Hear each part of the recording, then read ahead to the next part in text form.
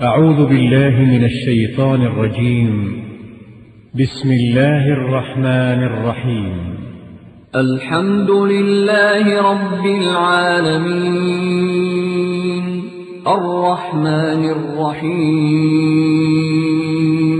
مالك يوم الدين إياك نعبد وإياك نستعين اهدنا الصراط المستقيم صراط الذين أنعمت عليهم غير المغضوب عليهم ولا الضالين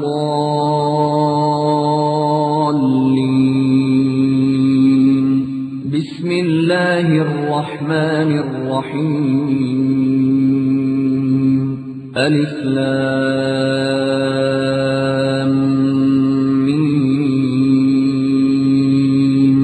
ذلك الكتاب لا ريب فيه هدى للمتقين الذين يؤمنون بالغيب ويقيمون الصلاة ومما رزقناهم ينفقون. وہ کافر تو وہ ایک دوسرے کو کافر کہتے اس طرح انہوں نے نکالی. تو میرا کہنے کا مطلب یہ ہے کہ یہ سب ایک دوسرے کو کافر ایک دوسرے کیا ضرورت. قرآن اور حدیث موجود ہے کہ نہیں موجود ہے؟ اللہ اور اس کے رسول کا کلام موجود ہے کہ نہیں موجود ہے؟ آ جاؤ. کہتے ہیں جی ہم نہیں سمجھ سکتے. اجی تم کیا سمجھو قرآن حدیث؟ ہمارے حضرت جو کہہ گئے, ہمارے بزرگان دین جو کہہ گئے مان لو. میں ان سے پوچھنا چاہتا ہوں, تم تو دنیا خوب سمجھتے ہو, آسمانوں کے اوپر تم نے کمنڈے ڈال دی, چاند کے اوپر تم سفر کرتے ہو, وہاں گھر بسانا چاہتے ہو, زمین کی پہنائیوں میں گھس کر کے تم نے اس کے سینے کا تیل نکالنا شروع کیا, دنیا کے اندر تم نے ترقیاں کی, فضاؤں میں تم لوہے کے پرندے اڑانے لگے, جہاز اڑانے لگے, اتنے عقل مند ہو گئے. اور یہ دین اتنا غریب, اتنا مسکین, قرآن جسے اللہ نے ان بدوؤں اور ان جو ہے بکری کے چرواہوں پہ اتارا اور انہوں نے اس قرآن کو سمجھا اور سمجھ کر کے دنیا کے بادشاہ بنے, تمہاری سمجھ میں نہیں آتا. یہ فقہ کی عبارتیں تمہاری سمجھ میں آتی ہیں جبکہ اتنی ہارڈ ہیں کہ قرآن سے بھی زیادہ ہارڈ ہیں. اللہ فرماتا لقد یسرنا القرآن, ہم نے اس قرآن کو آسان کیا. خالق مالک پروردگار تو یہ کہے کہ لوگوں ہم نے قرآن کو آسان کیا, اور یہ مخلوق حقیر اور ذلیل جاہل یہ کہے قرآن بہت سخت ہے کہ نہیں؟ بات کس کی سچی ہوگی؟ اللہ کی سچی ہوگی, مخلوق کی جھوٹی ہوگی. یہ شیطان ہے جو تمہارے ذہنوں میں یہ فکر ڈالے ہوئے ہے کہ لوگوں قرآن چھوؤ گے گنہگار ہوگے, قرآن تم نہ پڑھو تم نہیں سمجھ سکتے. بس حضرتوں نے جو کہہ دیا, ملاؤں نے جو کہہ دیا, علماؤں نے کہہ دیا, فتوے جو دے دیے وہی کافی ہے. بس تم قرآن نہ سمجھو, حدیث نہیں سمجھ سکتے, قرآن نہیں سمجھتے, ہمارے فتوے سمجھو. میرے بھائی یہ شیطان کا ڈھکوسلا ہے, اس سے باہر نکلو, اس کھول کو اتار کے پھینکو, نگاہیں کھولو, دلوں کو وسیع کرو, سینوں کو وسیع کرو, اور مسائل چھوڑو. وہاں ہم شافعی, حنفی, مالکی جو اس کے اوپر نہیں بحث کریں گے, یہ بعد کا مسئلہ ہے, اس کو بعد میں رکھو. نماز کیسے پڑھا جائے بعد میں رکھو, روزے کیسے رکھے جائیں بعد میں رکھو, یہ کسی اور وقت میں اس کے اوپر گفتگو کروں گا. آؤ پہلے عقیدے ایک کر لو, پہلے ایمان ایک کر لو جو بنیاد اور بیس ہے تمام اعمال کے قبولیت کی. یہاں تو عقیدے میں لالے پڑے ہوئے ہیں, عقیدوں میں فریب ہے, عقیدوں میں دھوکے ہیں, چاہے وہ کوئی بھی جماعت ہو. یہ جو کتاب و سنت کے اپنے آپ کو دائی کہتے ہیں, جو اپنے آپ کو وہ کہتے ہیں, یہ بیچارے, اب آپ کو بتاؤں, بڑے بڑے دائیوں کو ہم نے دیکھے ہیں, مولانا مودودی صاحب سے انتقال کر گئے, اللہ کہہ رہے ہیں اللہ ان کے اوپر رحم فرمائے. یہ بھی بیچارے لکیر کے فقیر جماعت والے بیچارے, یہ بھی اپنی ڈفلی الگ بجا رہے ہیں. کیا کرنا بھائی, حکومت لینا. ابے وہ قاضی حسین صاحب پورا بائیکاٹ کر کے الیکشن کا بیٹھ گیا بیچارہ, کیا پلٹ دیں گے, یہ کر دیں گے, کچھ نہیں. آج تک اور میرا چیلنج ہے اور میرا دعویٰ ہے, اس جماعت کو حق بات کے تائید کرنے کی توفیق ہی اللہ نے نہیں دی ہے. اس کی وجہ یہ ہے کہ اس کی بنیاد ہی انہوں نے ضلالت پہ رکھی ہوئی ہے, غلط نہج اور غلط فکر پہ رکھی ہوئی ہے. مسلمانوں کو کٹوانا, مسلمانوں کو غلط راہوں پہ ڈالنا اس جماعت کا شیوا ہے. انہوں نے صحیح راستہ نہیں دیا. توحید کی بات کرو, کہتے ہیں جی امت کے اندر انتشار پیدا ہوتا ہے, امت کے اندر اختلاف پیدا ہوتا ہے. اما یہ انتشار ہمیں برداشت ہے, لیکن اپنے بھائی کو جہنم میں جانا ہمیں برداشت نہیں ہے. تو اپنی سیٹ کے لیے انہیں متحد کر رہا ہے، کہہ رہا کلمہ لا الہ الا اللہ کی بنیاد پہ سب کو اکٹھا کر لو. تو چلو بھائی کلمہ لا الہ الا اللہ کی بنیاد پر اکٹھا کر لو. شیعہ بھی آ رہا ہے اور اکٹھا کیے ہوئے ہیں بیچارے، یہ ان کے باقاعدہ بینکنگ ہے ایران اور یہ روافظ سے باقاعدہ ان کے تعلقات ہیں، اور یہ باقاعدہ جا کے جنازوں میں بھی شریک ہوتے ہیں. یہ ارے بڑے گہرے تعلقات ہیں، اور ہم نے اپنی آنکھوں سے دیکھا ہے، ہم نے اپنی آنکھوں سے دیکھا ہے P3 کے اندر، دہلی کے رام لیلا گراؤنڈ کے اندر. مجھے نہیں کوئی غلط بات ادھر ادھر کی بتا سکتا ہے. میں رضاکار تھا اس کانفرنس کا، SIM کا کانفرنس تھی، اس کے اندر اس اسٹیج کے اوپر تقریباً 2500 ایرانی یوں منہ کو لپیٹے ہوئے ایسے ڈانٹے باندھے ہوئے بیٹھے ہوئے تھے، اور ہمیں نہیں معلوم، اللہ کی قسم اللہ کی مسجد میں بیٹھے. ہم نے کہا یہ لال گترے ہیں، یہ تو سعودی ہوں گے. میں سعودی آیا بھی نہیں تھا اس وقت، بچہ تھا. اس وقت ہم نے دیکھا ایک جو ہے مولانا سلمان ندوی لکھنؤ کے تھے، وہ آئے مولانا ابوالحسن ندوی صاحب کا پیغام لے کر کے. انہوں نے پیغام پڑھا اور ان کے دل میں جوش آیا، اور انہوں نے کہا کہ اس اسلامی اسٹیج پر جن شیعوں اور رافضیوں کو تم نے جگہ دی ہے، کسی بھی مکتبہ فکر کے عالم نے اس کو مسلمان نہیں قرار دیا ہے. اس غریب کی زبان سے یہ لفظ نکلنا تھا. SIM کے کارکننداؤں نے، ان گنڈوں نے اس بیچارے سلمان ندوی کو پیچھے سے گھسیٹا، ان کو مارا، ٹیلی ویژن بند کر دیے گئے اور سب کچھ، اور اللہ اکبر صدام کافر مرد آباد، صدام کافر مرد آباد کے نعرے لگانے لگے. کون تھے یہ ایرانی ایجنٹ ہیں جو امت کو گمراہ کر رہے ہیں. کلمہ توحید کسی کے اتحاد کا محتاج نہیں ہے. اللہ وحدہ لا شریک کا کلمہ حکومت کے لیے تم استعمال کرتے ہو. یہ جماعت سیاست اور حکومت حاصل کرنا چاہتی ہے اپنی بالادستی، کلمہ لا الہ الا اللہ کی بالادستی نہیں. شرک پنپیں، بدعت پنپیں، سب کچھ پنپیں. میں قاضی حسین صاحب پاکستان سے درخواست کروں گا، اور ادب کے ساتھ، اور اپنے جماعت اسلامی کے جتنے بھی لوگ ہیں میں بھی درخواست کروں گا، کافروں کو تم قتل کرو گے، کیا کرو گے؟ پہلے تم اپنے دلوں کے اندر اسلامی حکومت قائم کرو. پہلے امت کے اندر سے کفر اور شرک کے ان جڑوں کو نکالو. پہلے اجمیری اور حجویری اور پاک پٹنی اور ستھنی اور فلانی کے ان بتوں کو نکالو. جب ان کے دل چینج ہو جائیں گے، یہ سعودیہ کے اندر جس طرح سے اللہ وحدہ لا شریک نے امن و امان اور راحت برپا کیا ہوا ہے، شیخ محمد بن عبد الوہاب رحمت اللہ علیہ کے تلوار اور ان کی دعوت کی وجہ سے کہ انہوں نے ان عربوں کو، ان سعودیہ کے لوگوں کو انہوں نے توحید کی دعوت دی، شرک کو. اور مدینہ المنورہ کے اندر، کعبۃ المکرمہ کے اندر، جنت البقیع اور بقیع غرقد کے اندر جو شرک ہوتی تھی، قبے اور گنبد بنائے گئے تھے، شیخ محمد بن عبد الوہاب رحمت اللہ علیہ نے اپنے شاگردوں کے ذریعے ان قبوں کا قلعہ کما کیا، ان کو برابر کیا، قبریں صحابہ کی استوار کری، اور جتنے بھی شرک اور بدعت تھے سب کے خلاف علی اعلان جہاد کیا. اور جب یہاں کے لوگوں کے دل چینج ہوئے، اللہ وحدہ لا شریک نے اسلامی حکومت قائم کرنے کے لیے اس حکومت کو منتخب کیا، اور اللہ کے فضل سے 50-60 سالوں سے اسلامی حکومت قائم ہے، جو دشمنوں کی نظر میں کھٹک رہی ہے کسی شہتیر کی طرح. اور ہم نے اسی اسٹیج سے دیکھا تھا SIM کا ممبر، SIM کا صدر الیاس قاسم رسول تھا، اس نے برجستہ یہ بات کہی تھی، یہ کہا تھا کہ اگر دنیا کے اندر کوئی اسلامی حکومت قائم ہے تو وہ ایران ہے، ورنہ دنیا کے اندر کوئی اسلامی حکومت قائم نہیں ہے. کیوں؟ ایرانی ان کے افکار کے لوگ ہیں، ان کے فکر کے لوگ ہیں، ان کے خیالات کے لوگ ہیں. یہ قرآن و حدیث تو صرف ایک لیبل ہے دکھانے کا، ورنہ یہ حکومت اور سیاست چاہتے ہیں. نبی اور میں آپ کو لوگ کہیں گے، ہمارے جانے کے بعد لوگ کہیں گے کہ جناب یہ حکومت مسلمانوں کو سیاست سے محروم کرنا چاہتا ہے، جدا ہوتی سیاست سے تو رہ جاتی ہے چنگیزی. یہ لکیر کے فقیر مولوی ہے. آؤ، لکیر کے فقیر مولوی ہم نہیں ہیں. تمہارا پالا کسی فاتح اور قبروں کے مجاوروں سے پڑا ہوگا. یہاں موحدین کا پالا لو. موحدین کسی لکیر کے فقیر نہیں ہوتے ہیں. اگر تم اپنے دلوں میں توحید بتاؤ گے، اللہ تمہاری صفوں کے اندر توحید برقرار کر دے گا.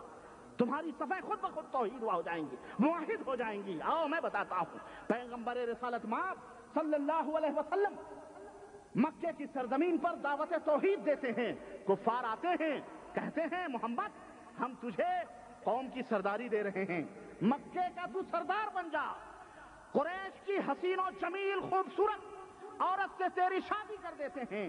تجھے مال و دولت چاہیے تو تجھے سب کچھ دے دیتے ہیں. محمد الرسول اللہ صلی اللہ علیہ وسلم نے کیا فرمایا؟ سرداری لے لی، حکومت لے لی, تمہارے جیسے لالچے اور بھکمنگے اور اسلام کے نام پر ڈاکہ ڈالنے والے ہوتے تو کہہ دیتے لاؤ لاؤ پہلے سردار بن جائیں گے پھر اسلامی نظام قائم کر لیں گے.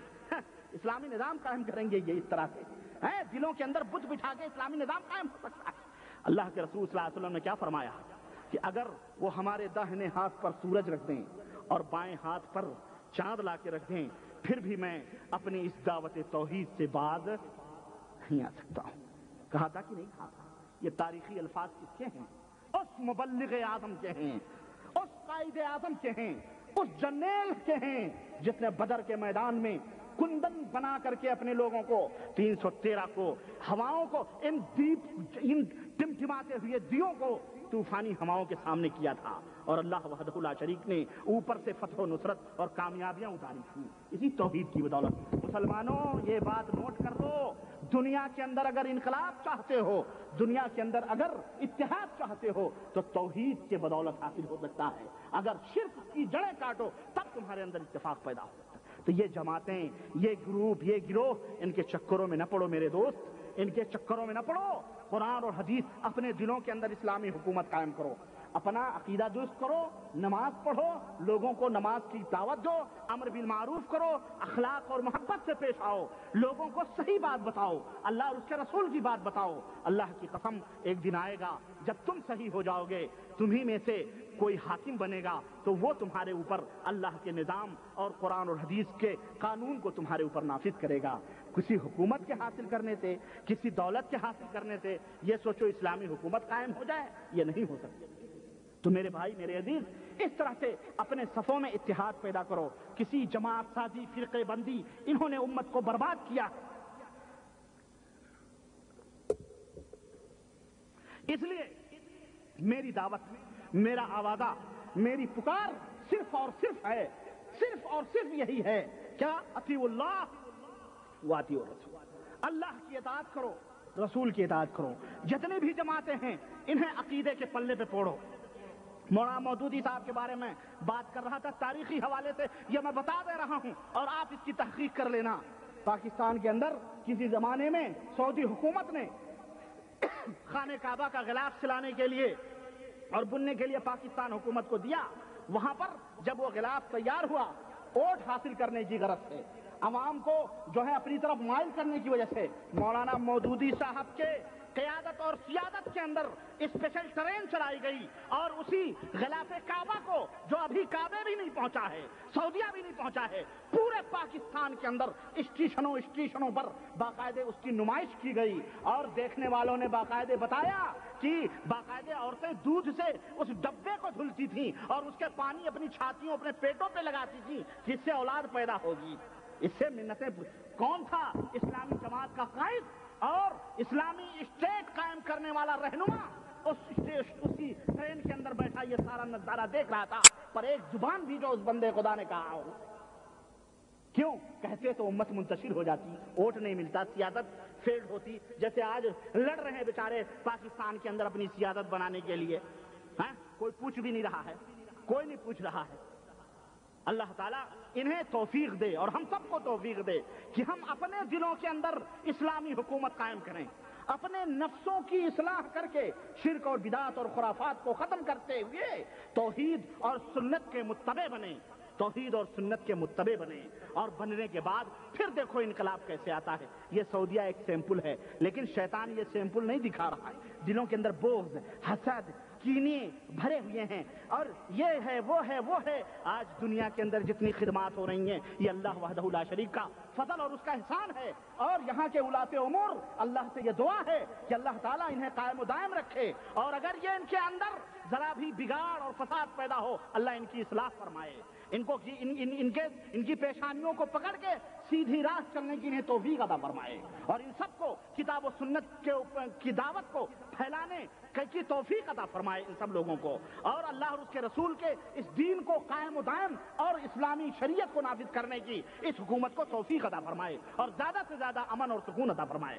آج دیکھیں امن ہے, سکون ہے, چین ہے, سب کچھ اللہ کا. اس لیے میرے دوست اور بھائی, کہنے کا مقصد اور آخری بات یہ ہے کہ آپ اللہ وحدہ لا شریک کی عبادت اور نبی رحمت صلی اللہ علیہ وسلم کی سنت اور پیروی کرو. انشاءاللہ تبارک و تعالی ان تطیعوہ تہتدوا، اللہ وحدہ لا شریک نے فرمایا اگر اس نبی کی اطاعت کرو گے ہدایت پا جاؤ گے. ومن یطع اللہ ورسولہ فقد فاز فوزا عظیما، اور جو شخص بھی اللہ اور اس کے رسول کی اطاعت کرے گا وہ تحقیق کی سب سے بہت زیادہ کامیاب، فاز فوزا عظیما، وہ بڑی کامیابی حاصل کرے گا دنیا کے اندر بھی آخرت کے اندر بھی. یہاں پر آپ کو ہم بتائیں، مشائخ ہیں سب ہیں یہاں، آپ سوالات کریں، یہاں نہ کوئی مالکی کی فتوے بتاتا، نہ حنبلی کی، نہ کسی کے فتوے نہیں بتاتا. قرآن نے یہ کہا، حدیث نے یہ کہا، خلاص. اگر یہاں ہمارے یہاں سے حاجی آتے ہیں باقاعدہ، ابھی آنے والے وہاں کے ملے انہیں سکھا کے بھیجتے ہیں کیا، جانا وہاں گمراہ نہیں ہونا، وہاں حنبلی مذہب چل رہا ہے، امت کو ایسا بانٹا ہوا ہے، اللہ انہیں ہدایت دے.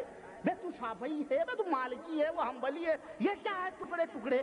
اللہ کے لیے توبہ کرو ان چیزوں سے اور خالص کتاب و سنت اختیار کرو. اور یہ ٹاپک بھی انشاءاللہ میں کبھی زندگی رہی تو آپ کے سامنے یہ بھی میں کھول کے بیان کروں گا. آج میں صرف ان تمام جماعتوں کو، جتنی بھی دنیا کی جماعتیں ہمارے، اور دنیا میں کہاں ہیں، یہ ہمارے ہندوستان پاکستان غریب ملک ہے، فقیر مولوی بیچارے، انہیں کوئی فاتحہ نیاز کے لیے بلا لے تو بلا لے، ورنہ کوئی پوچھتا ہی نہیں ہے، اس لیے بیچارے جماعت بنا لیتے ہیں. چلو بھائی اسی بہانے پیٹ بھر رہا ہے تو اس طرح سے پیٹ پالتے ہیں. ان سب کو اللہ وحدہ لا شریک سیدھی راہ پر چلنے کی، اور ان سب کو ہم دعوت دیتے ہیں عقیدے کی اصلاح کی. سب سے پہلے منزل ہماری عقیدے کی اصلاح ہے. عقیدہ درست کر لو، آؤ عقیدے کی بنیاد پر میزان قرآن اور حدیث کو رکھ کے ہم تولیں اور اپنے عقیدے کی اصلاح کریں اور امت کو عقیدے کی اصلاح کی دعوت دیں. اللہ وحدہ لا شریک سے دعا کہ اللہ تبارک و تعالی ہمیں اور آپ کو نیک عمل کرنے کی توفیق عطا فرمائے اور ہم سب کو کتاب و سنت کے اوپر چلنے کی توفیق عطا فرمائے، اور ہم تمام مسلمانوں کی موت ہو تو اللہ اور اس کے رسول کے بتائے ہوئے طریقے اور فرمودات کے اوپر ہو. اللہ تعالی ہم تمام لوگوں کے اندر جو انتشار، جو گروپ، جو فرقے، جو جماعتیں بنی ہیں، اللہ ہم ان سب فرقوں سے، ان سب جماعتوں سے توبہ کرتے ہیں اور اس فرقے کے اندر داخل ہونا چاہتے ہیں جس فرقے کی رہنمائی پیارے آقا جناب محمد رسول اللہ صلی اللہ علیہ وسلم نے اپنے صحابہ کو فرمائی، ما انا علیہ وصحابی. آج میں جس پر ہوں اور میرے صحابہ ہیں، اللہ ہمیں اسی طریقے کے اوپر ہماری موت آئے، اللہ ہم سب اسی طریقے کے اوپر مریں، اسی طریقے کے اوپر ہم چلیں اور ہماری جو زندگی اسی طریقے پر گزرے. آمین یا رب العالمین. والسلام علیکم ورحمۃ اللہ وبرکاتہ. وصلی اللہ علی نبینا محمد وعلی آلہ وصحبہ اجمعین. کچھ سوالات ہیں؟ کل کسی بھائی نے سوال کیا تھا کہ کیا عورت کی آواز میں قرآن کریم کو سننا جائز ہے یا نہیں جائز ہے. یہاں کے معروف اور مملکے کے معروف شیخ عبداللہ الطیار حفظہ اللہ، ہم نے اثر میں ان سے ملاقات کی اور ہم نے ان کے سامنے یہ سوال رکھا تو انہوں نے اس بات کا جواب دیا کہ جب عورت مرد کی آواز میں اس کے لیے سننا جائز ہے تو عورت کی آواز میں بھی سننا جائز ہے، شرط یہ ہے کہ اس سے تلذذ یعنی لذت حاصل کرنا مقصود نہ ہو. اگر لذت اور لذت دل کے لیے کہ شیریں آواز ہے یا میٹھی آواز ہے یا عورت کی، اگر یہ مقصد ہے تو جائز نہیں. اگر قرآن سننا مقصد ہے تو جائز ہے. سمجھ میں آئی بات؟ یہ اچھا جناب.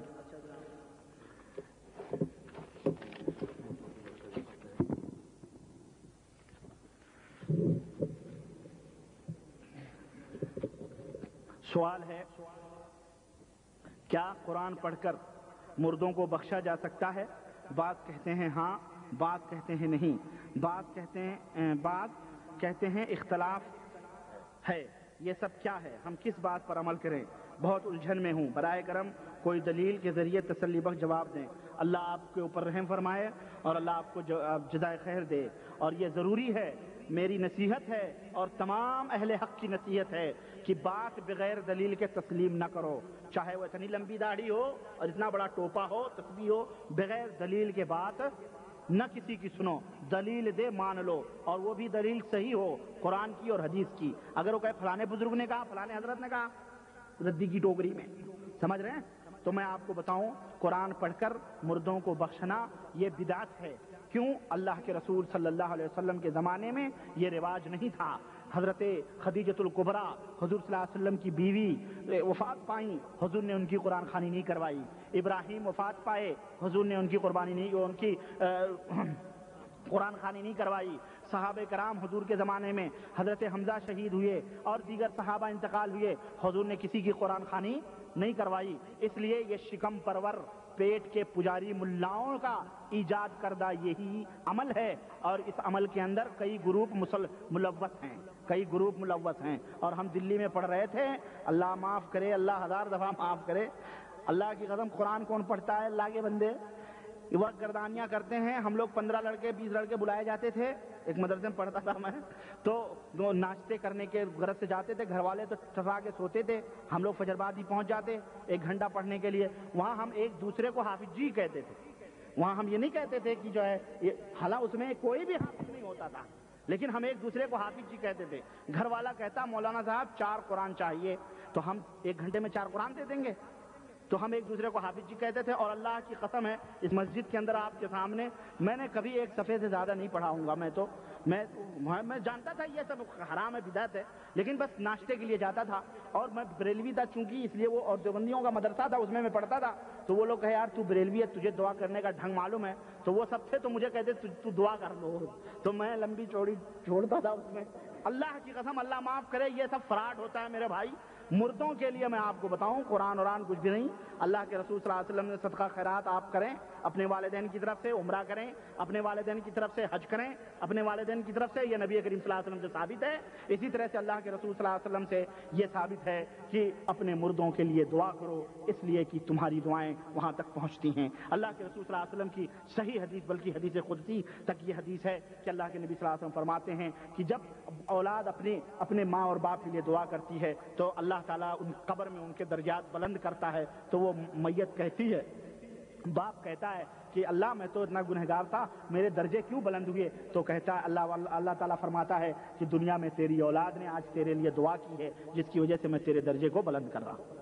تو میرے بھائی, دعا سے بڑھ کر کے وَقُلْ رَبِّ ارْحَمْهُمَا كَمَا رَبَّيَانِي صَغِيرًا, اللہ نے دعا کا انداز بتایا ہے کہ اپنے والدین کے لیے یہ کرو, اے اللہ میرے ماں اور باپ کے اوپر اسی طرح رحم فرما جس طرح انہوں نے بچپن میں میرے اوپر رحم کیا ہے. کیچڑوں میں گر گئے, سنڈاس پوچھے, ساری چیزیں کرتے ہیں کہ نہیں کرتے ہیں؟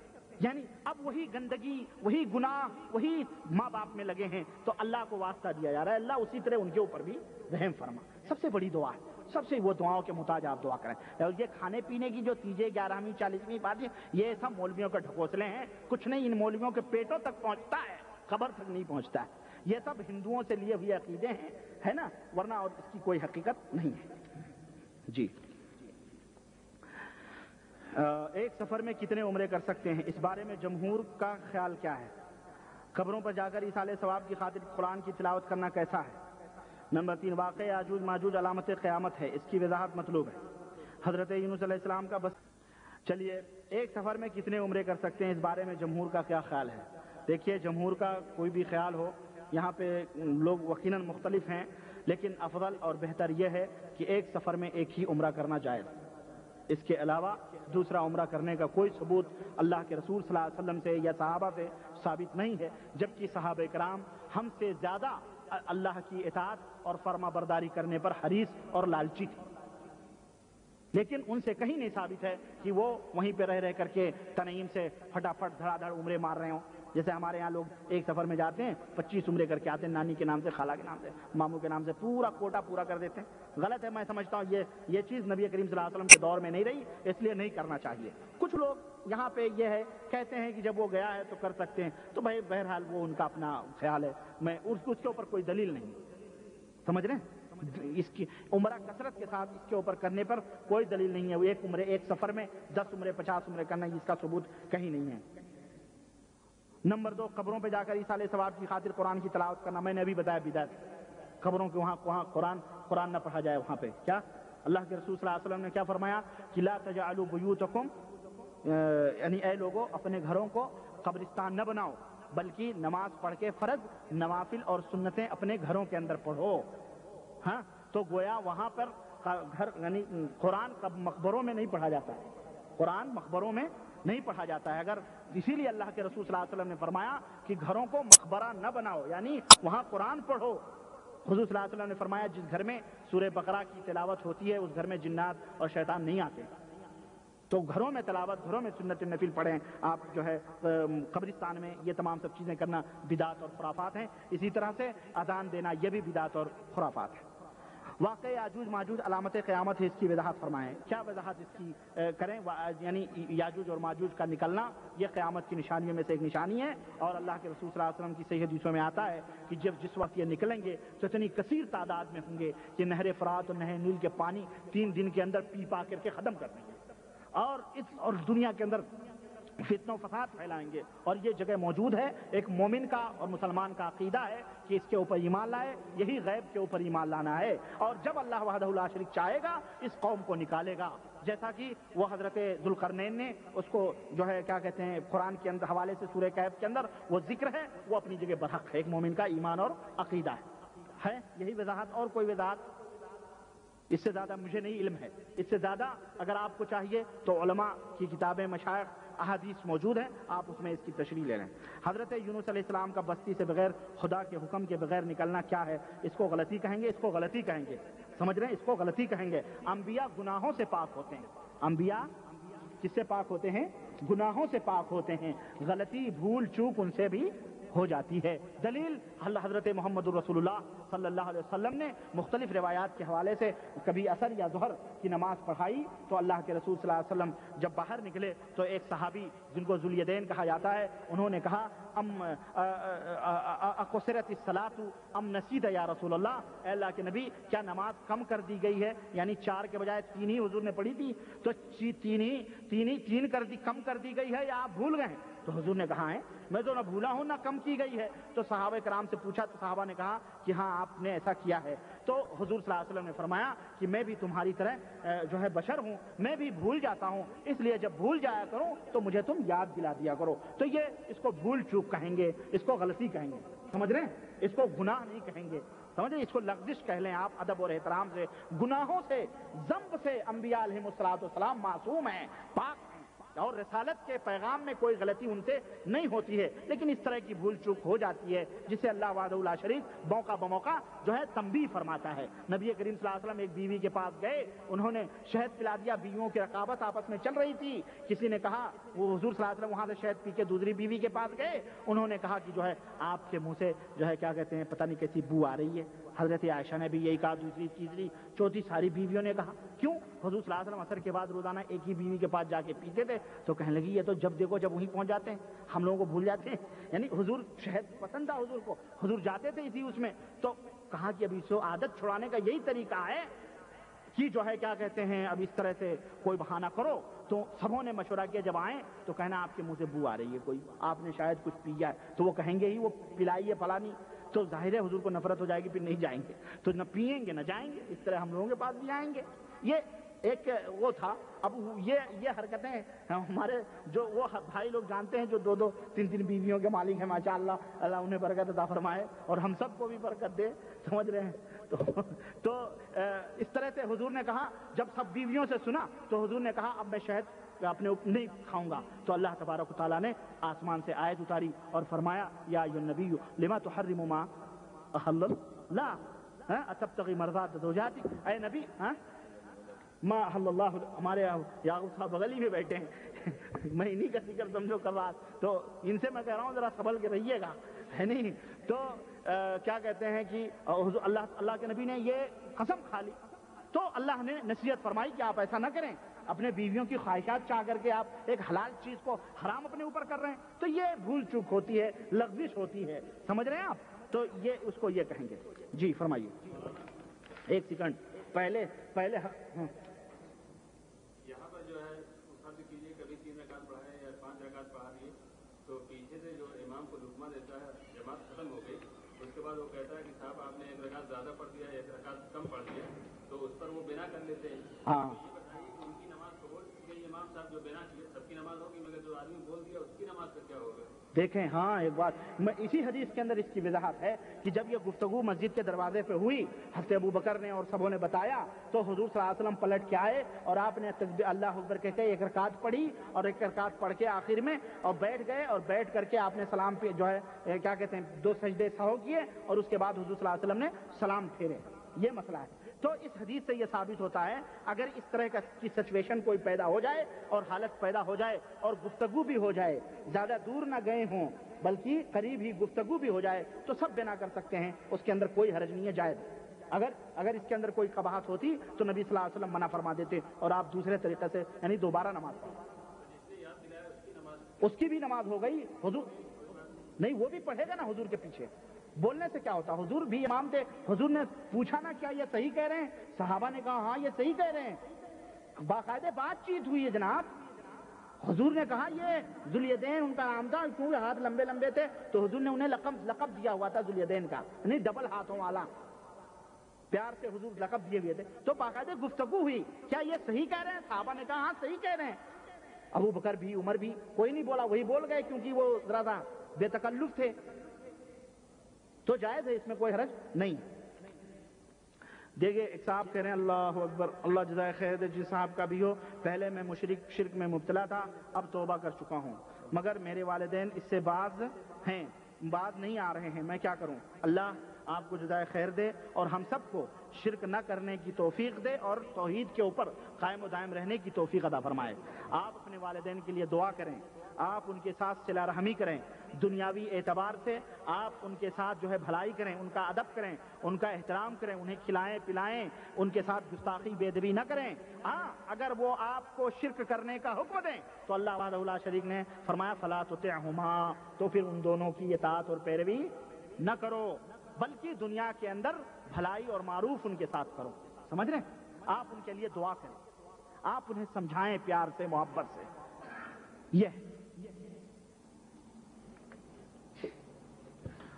یار سوالات تو ماشاءاللہ لوگوں نے، چلیے ایک شخص یہ ایک نمبر ایک مجلس میں 3 طلاق کا کیا حکم ہے؟ صحابہ کرام رضی اللہ عنہم کے کسی واقعے سے دلیل دیں، ایک مجلس کی 3 طلاق۔ واقعہ یوں ہے کہ اگر کسی بندے نے یہ کہا کہ میں نے تجھے طلاق دیا، میں نے تجھے طلاق دیا، میں نے تجھے طلاق دیا، یا یہ کہے کہ میں تجھے 3 طلاق دیتا ہوں، ایک مجلس کا مطلب یعنی ایک طہر، تو میرے عزیز اور میرے بھائی اس کے اوپر صرف 1 طلاق پڑے گی، اس کے اوپر کتنی پڑے گی؟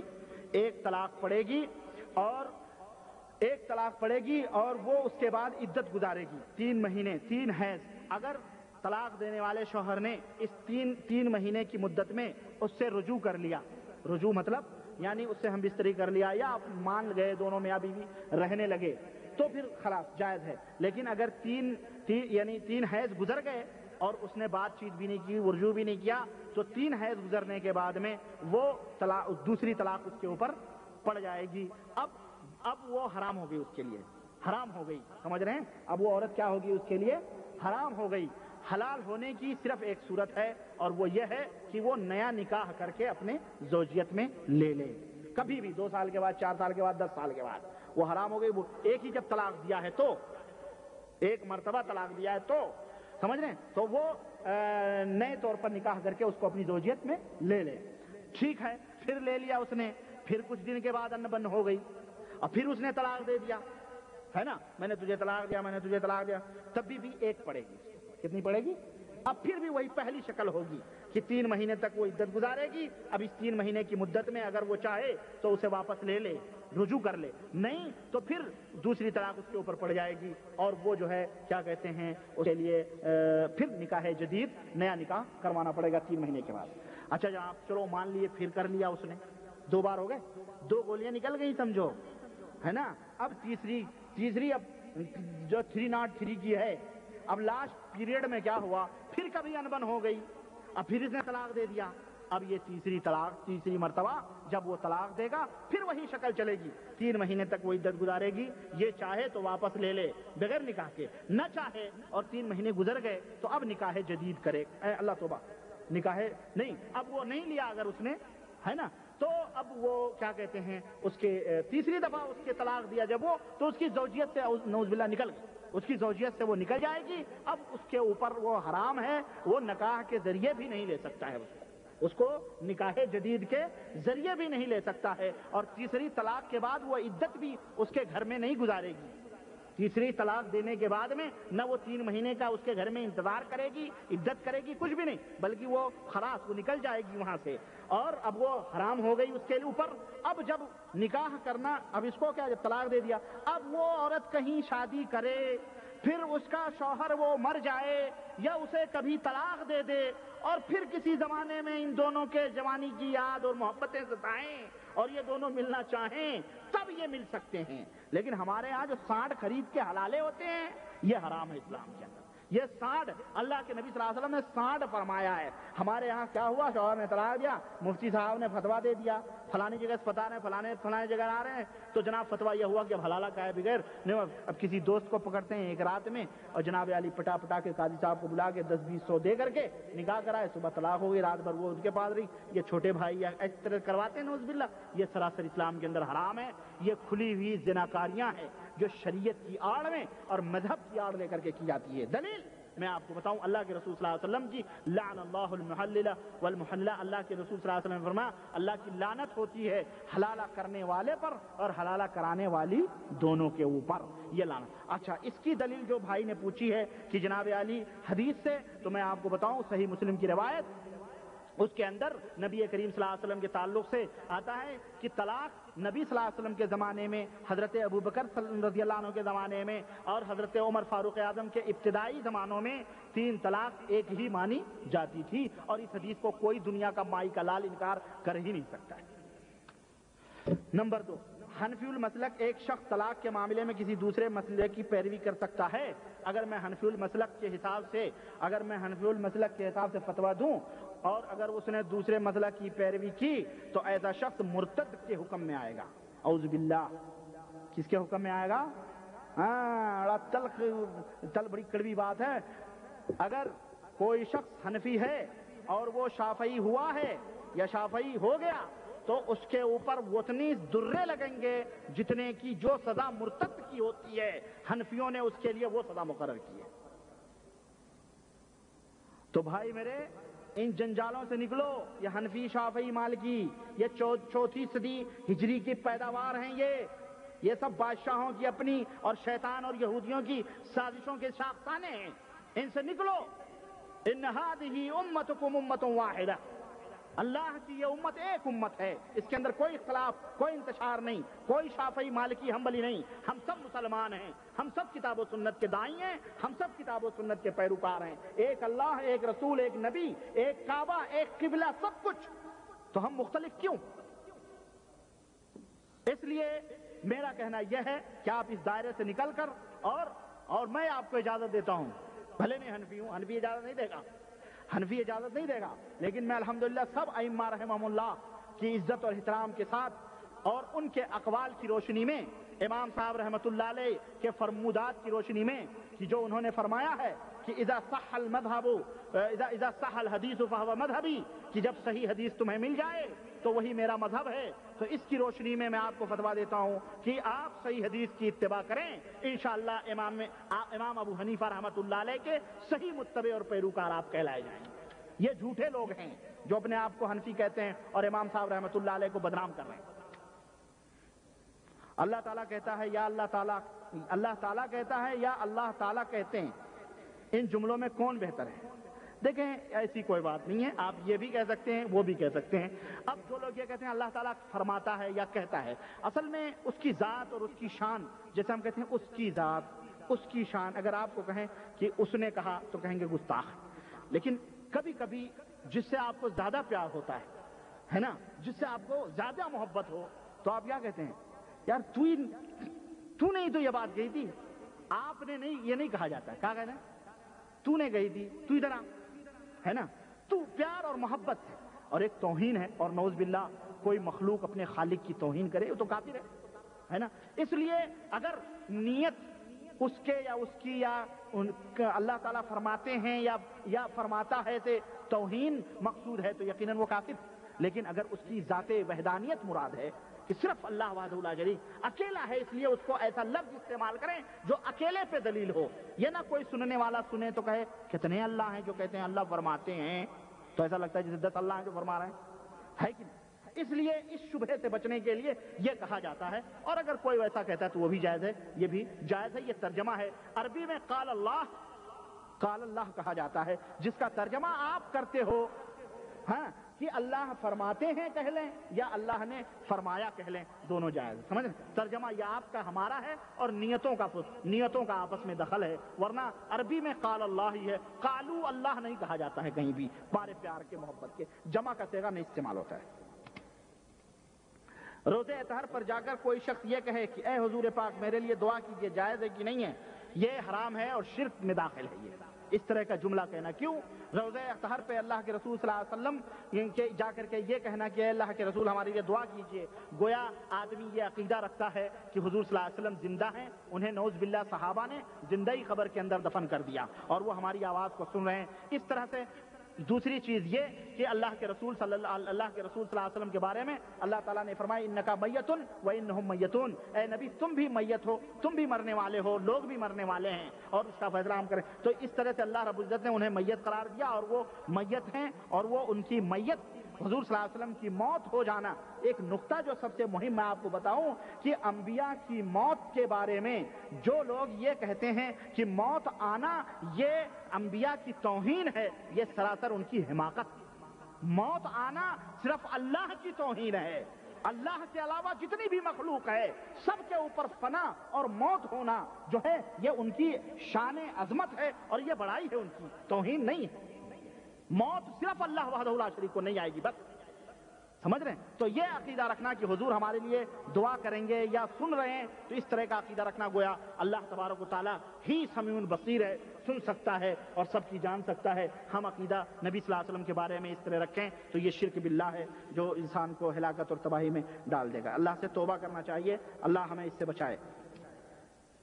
ایک شخص یہاں کما رہا ہے، گھر پر بہن کی شادی کرنا ہے، مقروض بھی ہے، وہ حج کر سکتا ہے یا نہیں کر سکتا ہے؟ میرے بھائی اگر ایسی حالت ہے تو آپ کے لیے شریعت کا یہ مشورہ ہے کہ اگر مقروض ہیں تو آپ پہلے قرضہ کو ادا کریں، کیونکہ یہ حقوق العباد ہے اور حقوق العباد یہ مقدم ہے حقوق اللہ سے، اور حج کرنا یہ اللہ کا حق ہے۔ اللہ اپنے حق کو معاف تو کر سکتا ہے لیکن بندے کے حق کو اللہ معاف، اس لیے پہلے آپ اس کو پورا کریں۔ عیدی اور بیوہ کا قرآن و حدیث کی روشنی میں کیا حق ہے؟ عیدی کیا ہے؟ عیدی اور بیوہ، عیدی جو عید میں روپے پیسے دیتے ہیں یہ تو نہیں ہے عیدی؟ عیدی تو عیدی تو قرآن حدیث میں کیا ہے بھائی؟ اگر آپ دینا چاہیں تو اپنے بچوں کو خوشی سے اس کو لوگ عیدی کہہ لیں، تحفہ کہہ لیں، نذرانہ کہہ لیں، بچے انتظار میں رہتے ہیں ابا چاچو سب لوگ عیدی دیں گے، آپ دے دیں پیار سے۔ اس میں کون سی چیز اپنے اہل و عیال کو کھلانا ہے پلانا ہے؟ اس کو شریعت کا درجہ نہیں دے سکتے آپ، محبت اور پیار آپ ظاہر کر رہے ہیں کریں، اس میں کوئی وہ نہیں ہے۔ بیوہ کا قرآن و حدیث کی روشنی میں بیوہ جو جس کے شوہر مر جائے اس کا حق اس کا یہ ہے کہ اگر وہ شادی کرنے لائق ہے اللہ اسے توفیق دے تو اس کی شادی کر دی جائے کسی مرد سے، تاکہ معاشرے کے اندر اور لوگ بھی اس سے شادی کر لیں اگر وہ حاجت مند ہے، تاکہ معاشرے کے اندر برائیاں اور زناکاریاں نہ پھیلیں۔ تقریر سنتے وقت جتنی مرتبہ حضور پاک کا نام مبارک آئے اتنی مرتبہ صلی اللہ علیہ وسلم کہنا ضروری ہے یا ایک مرتبہ کہہ دینا کافی ہے؟ جب نبی کریم صلی اللہ علیہ وسلم کا نام لیا جائے تب ہر سننے والے کے اوپر یہ فرض ہے کہ وہ نبی کریم صلی اللہ علیہ وسلم کے اوپر درود بھیجے۔ سمجھ رہے ہیں؟ جن کو آدمی قابو میں کر سکتا ہے یا نہیں، اس کی دلیل کیا ہے؟ جن کو قابو میں کرنا یہ حرام ہے، اللہ کے رسول صلی اللہ علیہ وسلم نے اس سے منع فرمایا ہے۔ اللہ کے نبی صلی اللہ علیہ وسلم نماز پڑھ رہے تھے اور ممبر کے آگے حضور آگے بڑھے اور اس کے بعد پیچھے پلٹے، پھر جب نماز ختم ہوئی صحابہ نے پوچھا آج ہم نے جو حرکت دیکھی ہے اس سے پہلے کبھی نہیں دیکھی تھی، کیا بات تھی؟ تو حضور صلی اللہ علیہ وسلم نے فرمایا کہ شیطان آیا تھا، ہم نے اس کے گلے کو دبایا تو اس کی زبان باہر نکلی جس کی تراوٹ میں نے اپنے ہتھیلیوں کے اوپر محسوس کی۔ اگر مجھے اپنے بھائی سلیمان کی دعا یاد نہ آتی جو انہوں نے کی تھی کہ اللہ میرے بعد ان کے اوپر کسی کو قبضہ نہ دینا، تو میں اس کو باندھ دیتا اسی مسجد نبوی کے ستون سے یا سڑک پہ، اور مدینے کے بچے اسے کھیلتے۔ تو اس حدیث سے ثابت ہوتا ہے کہ جن کو قابو کرنا یہ جائز نہیں ہے، بلکہ یہ حضرت سلیمان علیہ السلام کا معاملہ تھا، وہ ان کے ساتھ ختم ہو گیا، جائز نہیں ہے۔ تب رہا کر سکتا ہے یا نہیں، جائز تو نہیں ہے، لیکن بعض لوگ یہ جادوگر لوگ جنوں کو قبضے میں کرتے ہیں، جو جادوگر ہیں ان کا وہ جو ہے کافر ہیں، اور جادوگر کی سزا توبہ نہیں ہے، بلکہ اگر وہ پکڑا گیا تو اس کی سزا قتل ہے۔ لا یستتاب الساحر لا یستتاب، یعنی اس کی سزا قتل ہے، اس کو قتل کیا جائے گا، اس کو جو ہے اس کی توبہ بھی قبول نہیں کی جائے گی۔ ماشاءاللہ، گھروں کی بندش کروانا، جیسے کیل وغیرہ پڑوا کر گھر کے چاروں کونوں پر لگانا، کیا ایسا کرنا جائز ہے؟ یہ سب خرافات ہے، یہ سب خرافات ہے، سمجھ رہے ہیں؟ گھروں کے اندر ٹھنڈک دلوانا، اگر نیا گھر بنواتے ہیں تو کہتے ہیں ذبیحہ ذبح کرو ورنہ گھر کی بلا آئے گی، تو یہ تمام سب خرافات ہے۔ میرے عزیز، میرے بھائی، بسم اللہ کر کے آپ گھر کے اندر جائیں، اور کیا کہتے ہیں اللہ کے رسول صلی اللہ علیہ وسلم کے فرمان کے مطابق کہ اے لوگو، جب گھروں میں جاؤ تو دروازہ بند کرنے سے پہلے بسم اللہ پڑھ لیا کرو، شیطان تمہارے گھروں میں نہیں داخل ہوگا۔ اللہ کے رسول صلی اللہ علیہ وسلم فرماتے ہیں کہ کھانا کھاؤ تو بسم اللہ کر لیا کرو، شیطان انتظار میں رہتا ہے، اگر بسم اللہ کر لیا تو اپنے دوستوں سے کہتا ہے چلو اب اس گھر میں ہمیں کھانے کو نہیں ملے گا۔ اسی طرح سے دروازے کے اوپر شیطان کھڑا رہتا ہے اپنے ساتھیوں کے ساتھ، جب بندہ بسم اللہ کر کے دروازہ بند کر لیتا ہے تو شیطان کہتا ہے چلو اب اس گھر میں ہمیں سونے کو بھی نہیں ملے گا، لیکن اگر وہ بسم اللہ نہیں کرتا ہے تو کیا کہتے ہیں شیطان کہتا ہے چلو اس گھر میں کھانے کو بھی مل گیا، سونے کو بھی مل گیا، سمجھ رہے ہیں؟ تو اس طرح شیطان گھروں میں داخل ہوتا ہے اور لوگوں کو تشویش کرتا ہے۔ تو یہ وہ حفاظتی تدابیر ہیں، یہ وہ حفاظتی تدابیر ہیں جن کی وجہ سے جو ہے شیطان آپ کے اوپر قابو نہیں پا سکتا۔ سوتے وقت سبحان اللہ، الحمدللہ، لا الہ الا اللہ 33 دفعہ اور ایک دفعہ لا الہ الا اللہ پڑھ لیں، یہ بھی شیطانی تدابیر ہیں۔ بچوں کو مغرب کے بعد گھروں کے باہر نہ جانے دیں۔ اللہ کے رسول صلی اللہ علیہ وسلم نے فرمایا کہ بلائیں چلتی ہیں رات کو، اور ہمارے ہاں تو عجیب حالت ہے، یہ نالائق بچے جیسے ہی شام ہوتی ہے جب ان کے کھیلنے کا بھی وقت ہوتا ہے اور گھر والے بھی باہر کر دیتے ہیں، جا بے کھیل گیا، کیا گھر میں بیٹھا ہوا، ہم بھی ابھی بیٹھ کے گپے مارتے ہیں، چائے کافی اڑاتے ہیں، ہے کہ نہیں؟ ہاں ہوتا ہے اس طرح سے، بچوں کو شام کے وقت شوہر کام سے آئے تو بچوں کو باہر، اپنا اندر، ہے نا؟ تو بچے بھی 10 بجے رات تک سوتے ہیں، دوڑتے ہیں کونے کلی کوچے میں سب کچھ، اب انہیں شیطان پکڑتے ہیں، جنات پکڑتے ہیں، نہیں کرنا چاہیے، اللہ کے رسول صلی اللہ علیہ وسلم نے منع فرمایا ہے۔ تو اس طرح سے، اور جو تعویذ پلیتے گنڈے جو درختوں کے اوپر لٹکاتے، گھروں کی چوکٹوں کونوں اتروں، یہ سب کھانے پینے کے دھندے، یہ سب جو ہے غلط ہے، نہیں کرنا چاہیے۔ ہاں، جوابات انشاءاللہ جو باقی رہ گئے وہ کل کی جمعے کے بعد